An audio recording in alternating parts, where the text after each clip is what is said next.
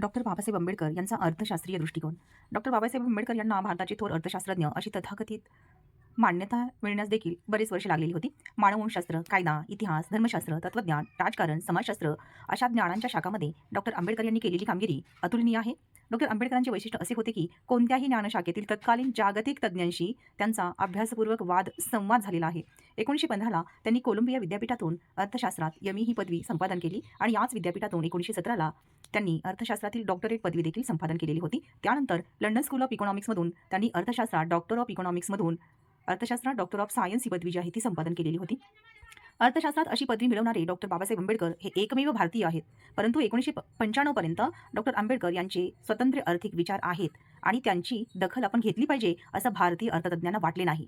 आपल्या रिझर्व्ह बँकेची स्थापना 1 एप्रिल 1935ला झाली आणि त्यापूर्वी 1926ला डॉक्टर आंबेडकरांनी 1833 ते 1921 या कालावधीतील भारतीय केंद्र राज्य संबंधीचे मूलगामी आणि ऐतिहासिक विश्लेषण केलेलं होतं. परवा भारताच्या 13व्या वित्त आयोगाच्या अध्यक्षपदी विजय केळकर यांची निवड झाली आणि किती भारतीयांना याची कल्पना आहे की डॉक्टर आंबेडकरांच्या मूलभूत मीमांसेमुळे भारतातील वित्त आयोगाची स्थापना करावी लागली. त्याचप्रमाणे भारतीय चलन व्यवस्थेचाही डॉक्टर आंबेडकर यांनी अर्थशास्त्रीय दृष्टिकोनातून अभ्यास केलेला होता आणि त्यांची अर्थशास्त्रीय मांडणी केलेली होती. लॉर्ड केन्स हा एक जगप्रसिद्ध अर्थशास्त्रज्ञ होऊन गेला आणि त्या काळी भारतातही तो राहून गेला. त्याने भारतासारख्या विकसनशील देशाची चलननिर्मिती करताना लवचिक धोरण ठेवावे असा विचार मांडला आणि देशात जेवढे सोने आहे तेवढ्याच किमतीचे चलन छापावे अथवा निर्माण करावे असा अर्थशास्त्रातील एक महत्त्वाचा विचार आहे. परंतु लवचिकता स्वीकारल्यास चलननिर्मिती जी आहे त्या चलननिर्मितीत बंधन अथवा मर्यादा येत नाहीत अशी भूमिका केन्स यांनी मांडली आणि या भूमिकेचा डॉक्टर आंबेडकर यांनी प्रतिवाद केला. ते म्हणाले की लवचिकता ही दुधारी क्षेत्र आहे, त्यातून अमर्याद चलननिर्मितीचा धोका संभवतो आणि मग अशा वेळी तशी गरजही असू शकते. परंतु जर केंद्रात बेजबाबदार सरकार सत्तेवर बसले आणि त्यांनी जर अमर्याद चलननिर्मिती केली तर या चलन फुगवट्याचा परिणाम म्हणून महागाई निर्माण होईल आणि या महागाईचा सर्वाधिक फटका जो आहे तो येथील गरीब आणि दुबळ्या माणसांना किंवा जनतेला बसेल. त्यामुळे ही लवचिकता विकसनशील देशाला परवडणारी नसते. 1926ला डॉक्टर आंबेडकरांनी हिल्टन यंग कमिशन समोर दिलेली जी काही साक्ष होती ती म्हणजे त्यांच्या अर्थशास्त्रीय विचाराची दूरदृष्टी स्पष्ट करणारा एक दस्तऐवज होता. केंद्र सरकारला केंद्रीय बँकेने केलेला पतपुरवठा आणि त्यावरचा अंकुश याबाबत यावेळी आंबेडकरांनी विवेचन केले. रिझर्व्ह बँक निर्माण होण्यापूर्वी 9 वर्ष आधी हे विवेचन केले आहे हे लक्षात घेतले पाहिजे. डॉक्टर आंबेडकर म्हणजे केवळ एक विचार करणारा महात्मा नव्हता, तर कधी कालचा तो महामानव होता. शेतीच्या क्षेत्रासाठी अर्थशास्त्रज्ञ म्हणून त्यांनी केलेली कामगिरी आजही आपल्याला मार्गदर्शक ठरते. 1893 ते 1897 या काळात खोतांविरुद्ध आंदोलन केले. लोकमान्य टिळकांनी खोतांची बाजू उचलून धरली आणि त्यानंतरच्या काळात आंबेडकर यांनी मात्र खोताला विरोध केलेला होता. त्याविरुद्ध चळवळ केली. सर्वसामान्य कुळांची बाजू घेऊन आंबेडकर लढले होते. 1926ला मुंबई विधिमंडळामध्ये सरकार नियुक्त सदस्य म्हणून आंबेडकरांनी काम केलं आणि यावेळी सावकारी प्रतिबंधक विधेयक जे आहे ते त्यांनी मांडलं. अशिक्षित शेतकऱ्यांची सावकाराकडून होत असलेली पिळवणूक आहे आणि त्यांचे देशाच्या अर्थकारणावरती होणारे जे काही परिणाम आहेत या संबंधीची चिकित्सा आंबेडकरांनी केलेली होती आणि त्यावेळी त्यांनी केलेली सूचना आजही आपल्याला मार्गदर्शक ठरत आहे. दरवर्षी प्रत्येक सावकाराला नव्याने परवाना घेण्याची सक्ती करावी. प्रत्येक धनकोने प्रत्येक ऋणकोला स्वतंत्र असं पासबुक देऊन त्यात सर्व नोंदी कराव्यात. या 2 गोष्टी केल्यास कर्जदार शेतकऱ्याची कोणीही फसवणूक करणार नाही अशी भूमिका आंबेडकरांनी मांडली. उद्योगधंद्याच्या क्षेत्रात त्यांनी पायाभूत काम केले. प्रारंभीच्या काळामध्ये 1924ला भारतात परत आल्यानंतर काही काळ आंबेडकरांनी काय केलं, संपाला विरोध केलेला होता. 1929ला मात्र संपाचा अधिकार काढून घेण्याच्या हालचाली सरकारने केल्या. डॉक्टर आंबेडकर मूलतः थोर लोकशाहीवादी होते आणि त्यामुळे त्यांनी संपाच्या हक्काचे जोरदार समर्थन केलेलं होतं.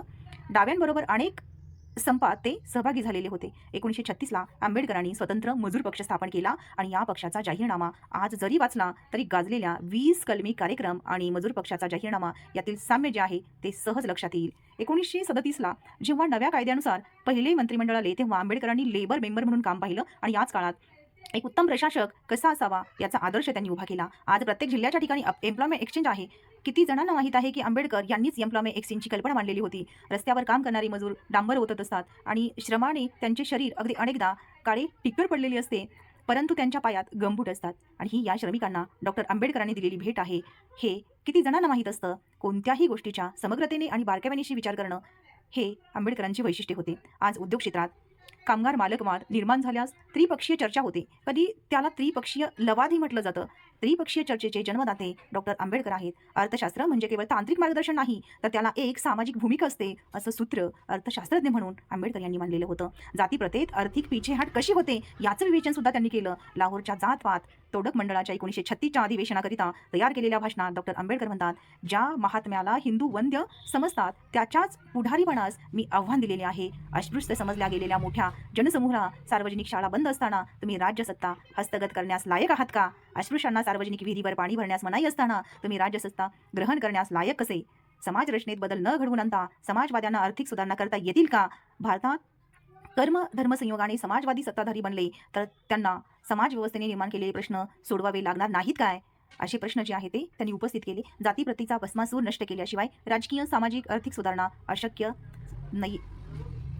जाती व्यवस्था म्हणजे केवळ श्रम विभागणी नसून श्रमिकांची विभागणी आहे. सामाजिक अथवा वैयक्तिक गुणवत्तेसाठी प्रत्येक व्यक्तीला कर्तृत्व सिद्ध करण्यास वाव मिळाला पाहिजे. आपल्याकडे माणसाची निवड अंगभूत गुणांवरून न होता पूर्वजांच्या योग्यतेवरून होते. ही पद्धत घातक आहे. जाती व्यवस्थेने एक गोष्ट निश्चित केली आणि ती म्हणजे समाज विघटन आणि नैतिक अधपतन. अर्थतज्ञ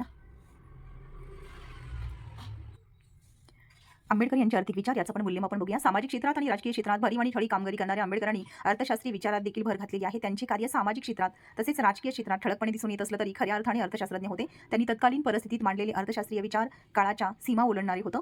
अर्थशास्त्राची तात्विक आणि व्यावहारिकदृष्ट्या दोन्ही बाजूंनी त्यांनी केलेली विश्लेषण परिपूर्ण होतं आणि त्यांनी केलेली चलन समस्येची चर्चा मूलभूत स्वरूपाची होती. पाश्चिमात्य विचारवंतांनी केलेले विवेचन कसे सदोष आहे हे पुराव्याने स्पष्ट करण्याची धमक त्यांच्यामध्ये होती. भारतीय अर्थव्यवस्था येथील सामाजिक शैक्षणिक राजकीय परिस्थिती यांचा सूक्ष्म अभ्यास डॉक्टर आंबेडकर यांनी केलेला होता. त्यामुळेच अर्थशास्त्रीय विचारांची मांडणी करताना या सर्व घटकांचा प्रभाव जो आहे तो त्यामध्ये आपल्याला आढळतो. मार्क्सवादाला नाकारून प्रतिगामी पाऊल जे आहे ते पाऊल घेतलेलं होतं.